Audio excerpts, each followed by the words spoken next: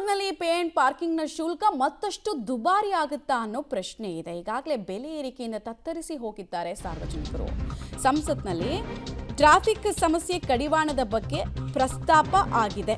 ನಿನ್ನೆ ಆರ್ಥಿಕ ಸಮೀಕ್ಷೆಯನ್ನ ವಿತ್ತ ಸಚಿವೆ ನಿರ್ಮಲಾ ಸೀತಾರಾಮನ್ ಅವರು ಮಂಡಿಸಿದ್ದಾರೆ.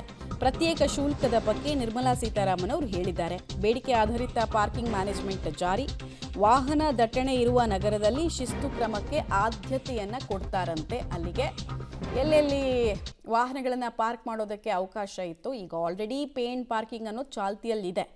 ಅದು ಇನ್ನಷ್ಟು ಸ್ಟ್ರಿಕ್ಟಾಗಿ ರೋಡ್ಗಳಲ್ಲೂ ಕೂಡ ಇಂಪ್ಲಿಮೆಂಟ್ ಆಗುತ್ತಾ?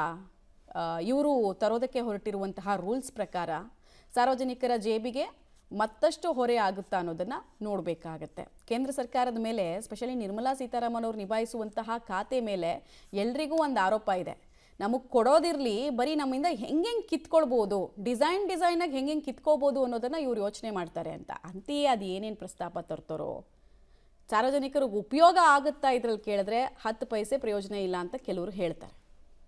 ಸೊ ಈಗ ತರೋಕೆ ಹೊರಟಿರುವಂತಹ ಪ್ರಸ್ತಾಪ ಪೇ ಆ್ಯಂಡ್ ಪಾರ್ಕಿಂಗ್ನ ಸ್ವರೂಪವನ್ನು ಇನ್ನಷ್ಟು ಎಲ್ಲ ಕಡೆಗಳಲ್ಲಿ ಇಂಪ್ಲಿಮೆಂಟ್ ಮಾಡುವಂತಹ ಉದ್ದೇಶ ಇಟ್ಕೊಂಡಿದ್ದಾರೆ. ಇದಕ್ಕೆ ರಾಜ್ಯ ಸರ್ಕಾರ ಕೂಡ ಓಕೆ ಅನ್ನುತ್ತಾ? ಯಾಕಂದರೆ ಇಬ್ಬರಿಗೂ ಬೊಕ್ಕಸ ತುಂಬುವಂತಹ ವಿಚಾರ ಇದು, ನೋಡಬೇಕು.